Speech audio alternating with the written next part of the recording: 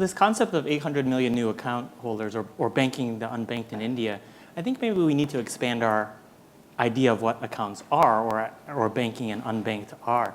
If you think about in China where 60% of adults have maybe traditional banking accounts and what's happening on the new platforms, if I started by just making some purchases on Alibaba's Taobao and I had some excess cash on that account, and now I've used it to invest into a mutual fund product and then provide credit history that might access a loan on the consumer finance side, that's a really interesting new way to onboard financial services customers. Yeah, absolutely. That is exactly actually what I wanted to say before. Is the slow will be the financial industry really adopting these new technologies and getting to the end banks and eventually offering them the possibility to eventually using the surplus they have in their accounts, investing them onto other financial services, insurance policies, or whatever the system that you have. The more you're going to have new entrants that like Alipay and others into that space. Now the question also is that, I think you mentioned this, Rebecca, before, is that, or you mentioned this actually, is that, banks have faced over the last 3 or 4 years, a tsunami of regulations, right? And that's reality. The other reality is that all these companies, the Alipays, the Alibabas of all the world, don't yet have to face all this tsunami of regulations. The more they'll get into this, the more, of course, they'll get under the scrutiny of the PBOC in China, the FBI, and I know what it is actually to face FBI regulation in India. Believe me, it's not that easy, right? Because these people are responsible to making sure that the whole financial industry can still work, right? And that is their responsibility. Can you imagine that there would have been some disruptive technology involved into the days after Lehman went burst, right? Hopefully at the time, the central banks had put together systems that have been able to sustain the load. If the day after, none of the system would have been able to work appropriately according to the failure in adoption principle, there would have been actually any blood into the financial veins. It would have been over. It would have been actually the end of the financial system. Simple, right? So hopefully you still have these regulators that are behind the system to making sure that the whole system still follow a certain number of rules that ultimately will defend the interest of the users, of the citizens. So I'm with you, but at the same time, all these companies sometimes will also start facing the pressure of the regulation. And believe me, one of the key issues that banks are facing today is that, and I'm supporting this regulation in a way because they help making the financial systems much more sustainable in the future. But if the only thing that as they have so much to invest to be compliant to all this regulation, they have actually little to invest on new technologies, new services, and that's the main issue that they have as well. So is that really an unfair advantage the new entrants have over the incumbents? And actually, there's more broadly, there's a feeling that this disruption is taking hold in the emerging world versus the U.S. and Europe because the banks there are, quite frankly, under a regulatory burden. Well, I think it's going to happen everywhere. I think we should separate deposit and settlement. And for the government, deposit-taking entity is very important because they have to use taxpayers' money at the end of the day. Yeah. But settlement is different. So all this, the digital innovation happening is this settlement side. Okay, so in that sense, settlement business can be totally away from banks. Right. And I wonder, I didn't read the article carefully, but the iPhone, a new iPhone, does it have NFC? Yeah, It does. Yes. It had an NFC. Apple will dominate the settlement. It's easy at least for the individual retail people settlement with smartphone with NFC. Yeah. If you don't, if you don't look at regulation only from the Western world, and sometimes Raes did mention that RBI regulations are in a sense very tough, and I believe this toughness comes from wanting to protect, and in a way it has protected when the crisis hit, that it didn't hit as much India, the financial crisis, because of some of these regulations which have been created. So going forward, even as we say, digital world will take by storm the entire industry. The security keeping pace is going to be a key enabler or a detractor. If there are too many frauds which happen before things settle down, everyone may kind of start clamping down on this entire initiative. And it cannot be any more cyber security in a passive way. It has to be very much in the active way as transactions are happening. So clearly that part developing is an important enabler to this digital revolution happening, not just for settlement, like you rightly said, more on the deposit taking side, but also for settlements. In a sense that to enable and that's actually, just really quickly on that, I think we can't emphasize Oki's point enough, because finance is a term that attracts a lot of different ideas, but all of them are viewed very, very differently by regulators, by participants, right? So, I mean, I would use slightly different terminology, but there's a transactional side which naturally or natively lends itself to the way that people behave now, which is mobile, which is connected, which is user-friendly. But then there's capital formation, which is going to have all of the same, in my opinion, legacy baggage that it has forever, which is that governments are going to care about what money is coming from where, the sourcing of it, and what it's being used for. Industry is going to worry about the macroprudential factors, and of course governments will too, and the systemic risk.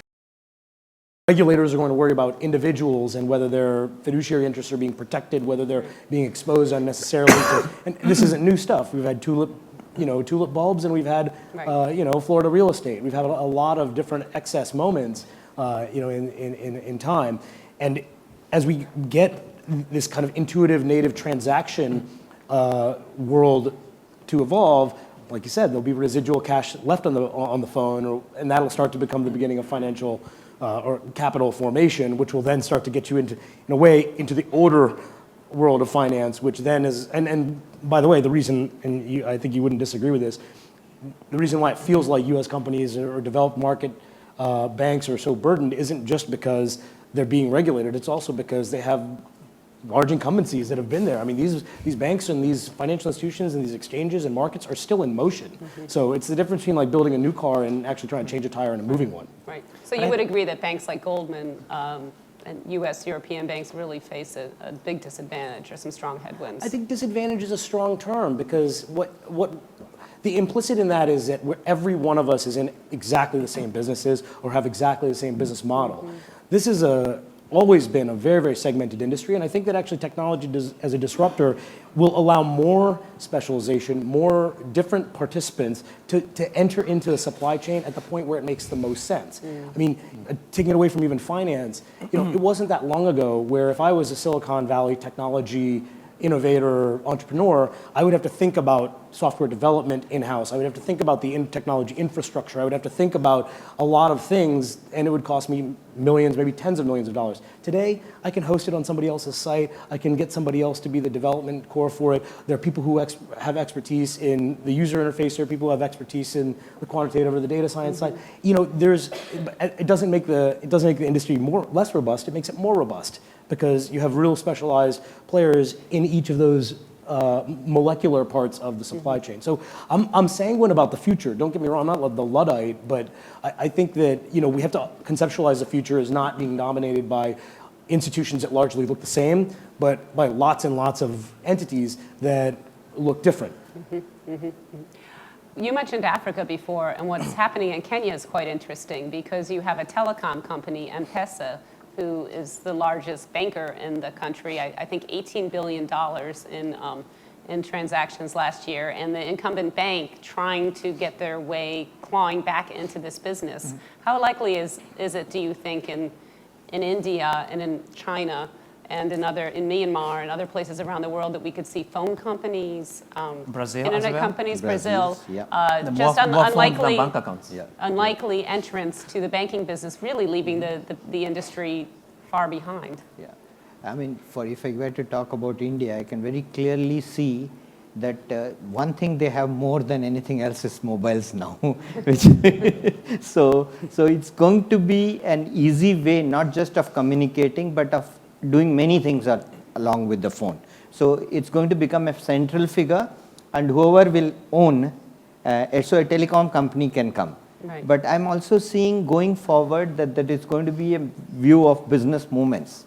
So whoever is going to conquer that business movement would probably have more of a say, because you're just not talking about banks, then you're talking about insurance companies as well. You're talking about the city regulations in terms of whether it is the traffic regulations or many things like that, or how does a fire engine or a fire department and a police department work.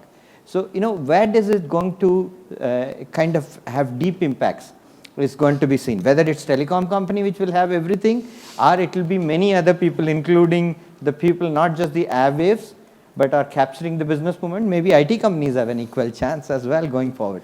So, but telecom certainly has a first mover advantage, as they've seen in Africa. But one of the biggest pools of capital in the world is the Japanese post office.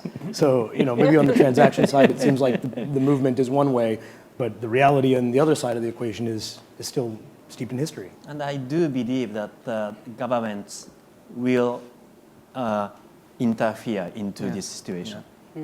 Even we separate the deposit and settlement, the government do not want to see those people's money to disappear. Yeah. And we can't just let telecom companies to take care of everything. So we're going to have to, they will bring in some sort of new regulations, I believe. I think it's very fair to say that, getting to that space is that market is a very natural addressable market for all the telcos that you have any other place.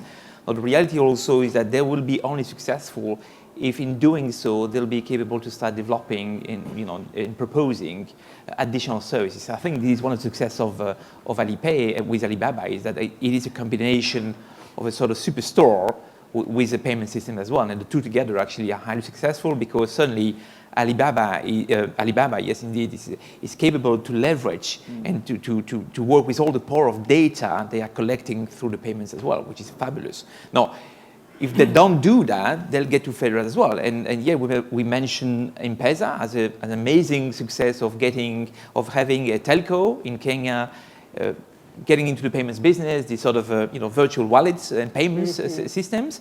In a few years, grasping something like 50% of the market in the country.